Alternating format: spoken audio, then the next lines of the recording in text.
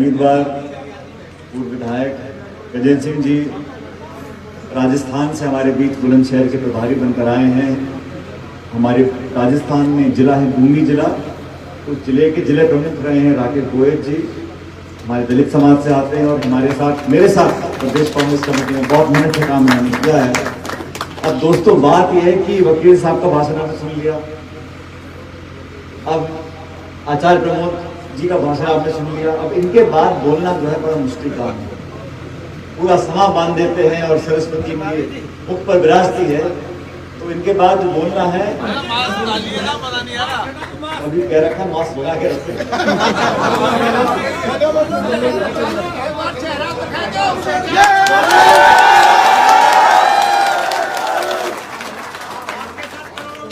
आचार्य प्रमोद जी का भाषण आपने सुना और जो उन्होंने बात बोली, मैं समझता हूँ उसमें 100% सच्चाई थी कि आज हम उत्तर प्रदेश में आए हैं और गजेंद्र सिंह जी के पक्ष में आपसे वोट मांगने आए हैं। और वोट किस बात के लिए है?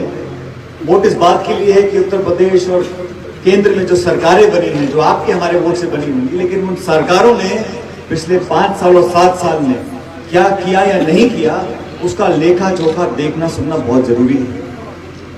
आज देश भर का किसान पीड़ित है, दुखी है। किसान की आमदनी दुगनी करने की बात भाजपा ने करी थी, 15 लाख रुपए हर व्यक्ति के खाते में डालने की बात करी थी, महंगाई को कम करने की बात करी थी। इतने साल बीतने के बाद, अपने आप को डबल इंजन की सरकार बताने के बाद, ना तो प्रधानमंत्री जी ना मुख्यमंत्री जी पेट्रोल डीजल को 100 रुपए से कम कर पाए हैं। गैस का सिलेंडर 950 रुपए का है। खाद, डीएपी, यूरिया, बीज, बिजली, पानी सब महंगा हो गया। कृषि के उपकरणों पर जीएसटी टैक्स लगा दिया। चंद उद्योगपतियों का लाखों करोड़ रुपया कर्जा माफ कर दिया। 700 किसान आत्महत्या करने के लिए मजबूर कर दिए। कृषि काले कानून हमारे ऊपर थोपे गए। जब उपचुनाव हार गई बीजेपी तो तीनों कानून वापस कर दिए। इस पूरे 7 साल के कार्यकाल में और 5 साल के कार्यकाल में लखनऊ में उन्नाव का कांड हुआ, हाथरस का कांड हुआ, लखीमपुर खीरी में जो केंद्रीय मंत्री के बेटे पे आरोप लगे हैं, जो घटनाक्रम वहां आप सबने देखा होगा। किसान की आवाज दबाने की जगह उनको कुचला जा रहा है और आज तक वो केंद्र के मंत्री हैं।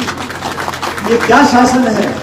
संविधान को 70 साल तक हम लोगों ने पूजा है।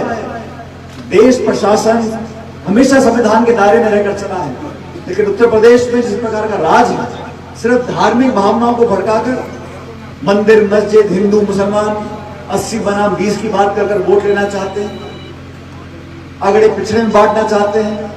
मैं आपसे आग्रह करूंगा, ये चुनाव महत्वपूर्ण है उत्तर प्रदेश के लिए, देश के लिए, और कांग्रेस पार्टी ने बहुत सोच समझकर, जैसा आचार्य प्रमोद जी ने कहा, प्रियंका जी ने, सोनिया गांधी जी ने आपके बीच एक बहुत अच्छा उम्मीदवार, एक किसान को आपके बीच उतारा है। और 36 कौम के लोगों से आग्रह करना चाहता हूं, पूरे पश्चिम उत्तर प्रदेश में सबसे ज्यादा वोटों से कहीं जीत हो तो इस विधानसभा क्षेत्र के गजेंद्र सिंह को जिताना है। अनूप शहर से यहां से चुना होगा कि सारे लोग मिलकर, बहुत से उम्मीदवार होंगे यहाँ पे, अलग अलग पार्टी के लोग लड़ रहे हैं, लेकिन मेरा आपसे आग्रह है कि संदेश जाना चाहिए पूरे जिले अनूप शहर से कि कांग्रेस पार्टी का प्रचंड बहुमत मिलेगा और आपकी सेवा करने के लिए दोबारा लखनऊ में आपका नुमाइंदा जाएगा। ये आग्रह करने के लिए हम सब साथ यहाँ पर मौजूद हैं। दोस्तों, कांग्रेस पार्टी में 130 साल से सत्ता में और विपक्ष में हम लोगों ने जिम्मेदारी से काम किया। मैं राजस्थान में प्रदेश कांग्रेस का अध्यक्ष रहा। हमने 5 साल तक सड़कों पर संघर्ष किया और भाजपा का जो 200 में से 163 विधायक थे, उस सरकार को वहां हमने हराया और कांग्रेस का शासन लेकर आए थे। उत्तर प्रदेश में यहाँ हमारी पार्टी 30 साल से सत्ता में नहीं, लेकिन पिछले 3-4 सालों में जब जब यहाँ उत्पीड़न हुआ, शोषण हुआ, किसान के साथ, महिलाओं के साथ, दलितों के साथ, गरीबों के साथ, तो ना तब बहुजन समाज पार्टी सड़कों पे दिखी और ना समाजवादी पार्टी दिखी। विरोध किया, जेलों में गए, घेराव किया तो कांग्रेस ने किया, प्रियंका जी ने किया। 18,000 कांग्रेस के कार्यकर्ता जेलों में गए। हम भूमिका निभा रहे हैं। मुझे पूरा विश्वास है बदलाव होगा। जिन 5 राज्यों में चुनाव हो रहा है, मुझे मौका मिला उत्तराखंड जाने का, पंजाब जाने का, सब जगह कांग्रेस की सरकार बन रही है। लेकिन हमारे लिए महत्वपूर्ण ये है आज आदरणीय आचार्य जी और मैं दोनों आपसे आग्रह करने के लिए आए हैं कि 36 कौम के लोग और किसान की कोई जाति बिरादरी नहीं होती। जो हल चलाता है, जो खेती का काम करता है, वो एक जो देश का पेट पालता है वो किसान है। किसानों को मजबूत करने के लिए कांग्रेस को वोट देना होगा और हमारे उम्मीदवार को भारी बहुमत जिताकर आप लोग भेजो ताकि हमारा यहाँ का आना सफल हो। आपने बहुत मान सम्मान दिया, प्यार दिया, आशीर्वाद दिया, उसका मैं हमेशा आभारी रहूंगा। इस जिले में जब जब मैं आया हूँ आप लोगों ने दोनों हाथों से आशीर्वाद दिया। आज चुनाव का समय है, 10 तारीख को मतदान होगा। इस हाथ के निशान पर बटन दबाकर भारी बहुमत से कांग्रेस पार्टी को जिताएं। बहुत बहुत धन्यवाद। जय हिंद, राम राम साहब।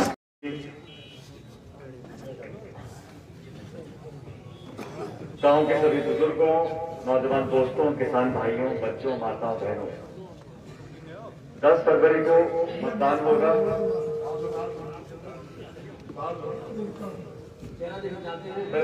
पूरा काम वोट डालेगा।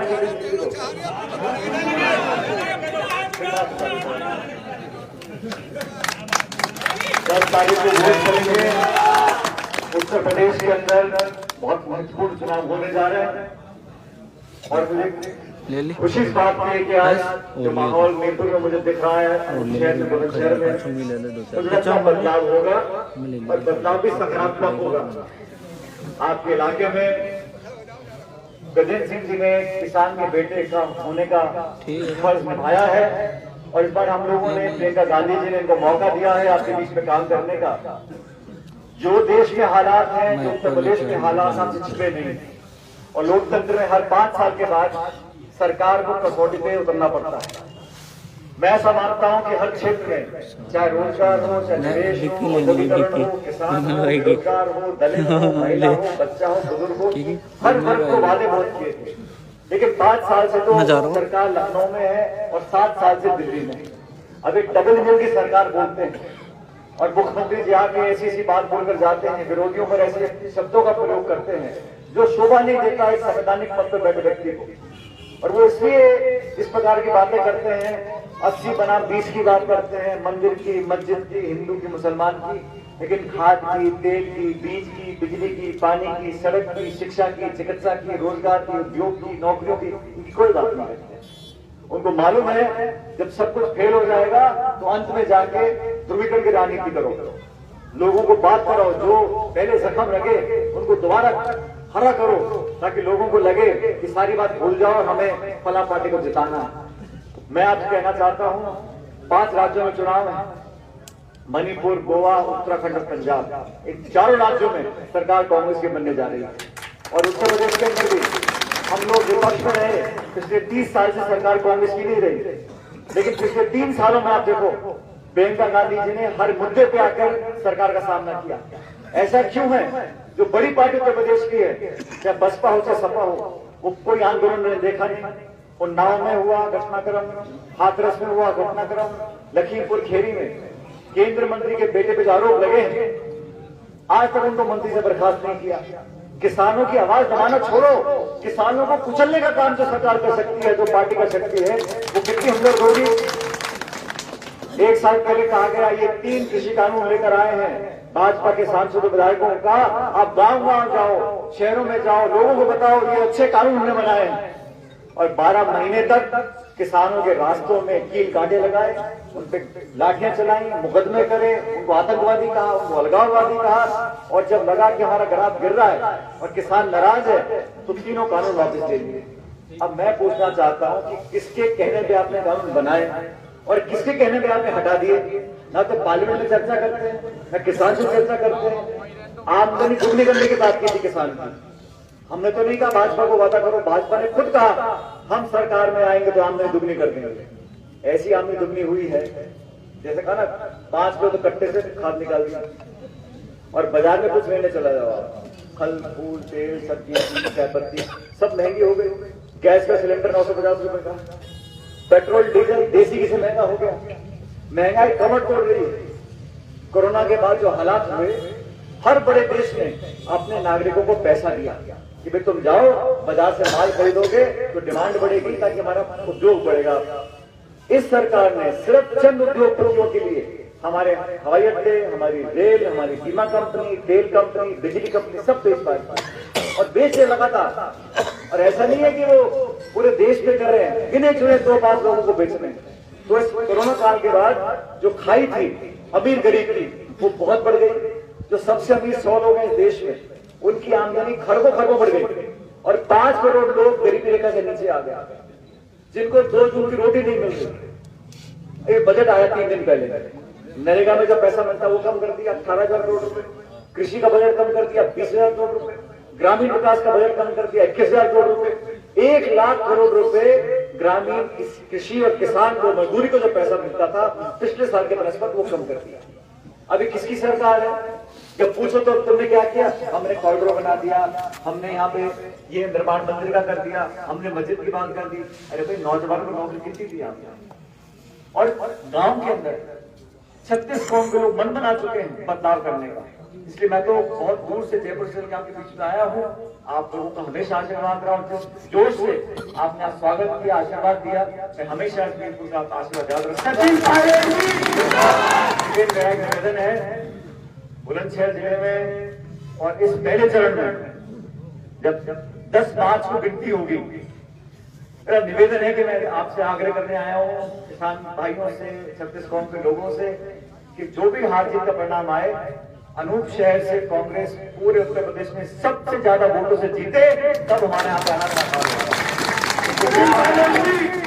लोगों से निवेदन करता हूँ कि आप हाथ के निशान पर 10 फरवरी को बटन दबाकर भारी बहुमत से, और गजेंद्र सिंह जी को टिकट बहुत सोच समझ के पार्टी ने दिया। एक मेहनती व्यक्ति जो पिछले 20 सालों से आपके बीच में काम कर रहे हैं, आज कांग्रेस पार्टी ने तमाम लोगों को देखने के बाद आज इनको टिकट दिया, आपके भरोसे पर दिया। अब आप इनको कामयाब रखो, इनको लखनऊ भेजो अपना विधायक बनाकर, और बदलाव की जो लहर है उसमें सबसे ऊपर नाम गजेंद्र सिंह जी का आना चाहिए। ये निवेदन करने के लिए आपके बीच में आया था। बहुत बहुत धन्यवाद। जय हिंद।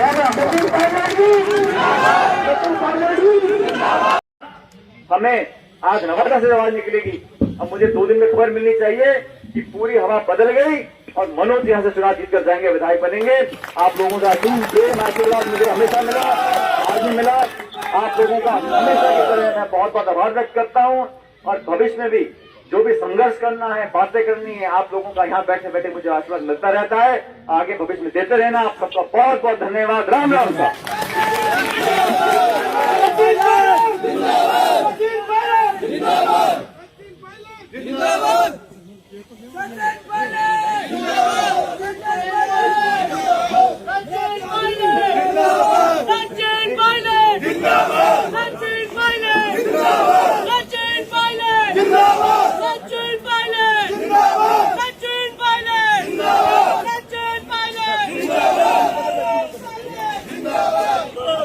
अच्छा जी।